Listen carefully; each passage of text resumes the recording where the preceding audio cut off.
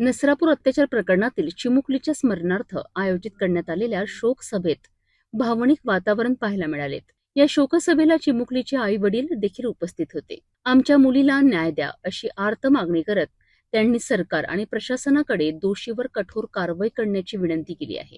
यावेळी नागरिकांनी मेणबत्त्या पेटवत चिमुकलीला श्रद्धांजली अर्पण केली।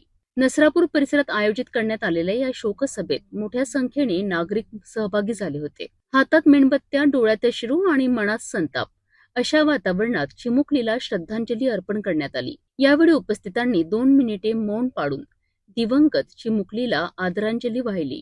शोकसभेतील सर्वात भावनिक क्षण ठरला तो चिमुकलीच्या आई वडिलांच्या उपस्थितीचा। आपल्या मुलीच्या आठवणींनी व्यथित झालेल्या आई वडिलांनी सरकारकडे न्यायाची मागणी केली आहे। आमच्या मुलीला न्याय द्या, दोषीला कठोर शिक्षा झाली पाहिजे अशी आर्त हाक त्यांनी यावेळी दिली। शोकसभेत उपस्थित नागरिकांनीही या घटनेबद्दल तीव्र संताप व्यक्त केलाय। दोषींवर जलद गती न्यायालयात खटला चालवून कठोर कारवाई करण्यात यावी अशी मागणी करण्यात आली आहे। यावेळी परिसरातील सामाजिक कार्यकर्ते, महिला संघटना आणि विविध स्तरावरील नागरिक उपस्थित होते। घटनेनंतर संपूर्ण परिसरात शोककळा पसरली असून न्याय मिळेपर्यंत संघर्ष सुरू ठेवण्याचा निर्धार नागरिकांनी व्यक्त केलाय। नसरापूर अत्याचार प्रकरणाने संपूर्ण राज्याला हादरून सोडलं आहे। या शोकसभेतून पुन्हा एकदा न्यायासाठी आवाज बुलंद करण्यात आला। आता या प्रकरणात प्रशासन आणि सरकार नेमकी किती वेगाने कारवाई करते आणि चिमुकलीच्या कुटुंबियांना न्याय कधी मिळतो याकडे संपूर्ण राज्याचं लक्ष लागलं आहे। आज तुम्ही सगळे इथे माझ्या चिमुकलीसाठी तिला श्रद्धांजली वाहण्यासाठी इथे एकत्र आलात, त्याबद्दल खूप सगळ्यांचे आभार। गुरुजी, आम्ही आमच्या मुलीसाठी आलोय।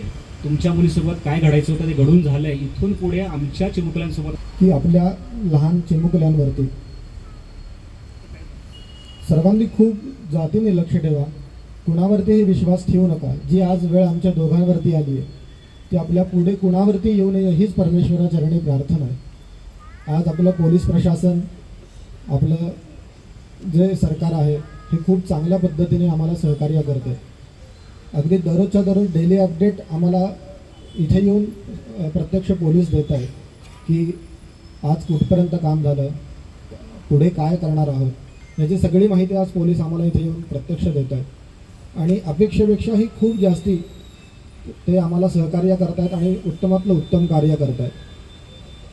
फडणवीस साहेबसुद्धा अगदी दररोज जातीने लक्ष घालून दररोज फोन करून या केस संदर्भातली माहिती दररोज घेत आहेत। कालच अजय मिसर नावाचे वकील, सरकारी वकील आपल्याला या केससाठी लाभलेले आहेत आणि मी त्यांना सांगितलं की ज्या ज्या तारखा असतील आता फास्ट ट्रॅकवरती चालणार, त्यामुळे दररोजच्या दररोजच ह्या केसची सुनवाई होईल। त्यामुळे त्यांना मी सांगितलं प्रत्येक केसला मी हजर राहणार आहे आणि माझ्या चिमुकलीसाठी जो न्याय मिळतोय तो मला समक्ष डोळ्याने बघायचा आहे।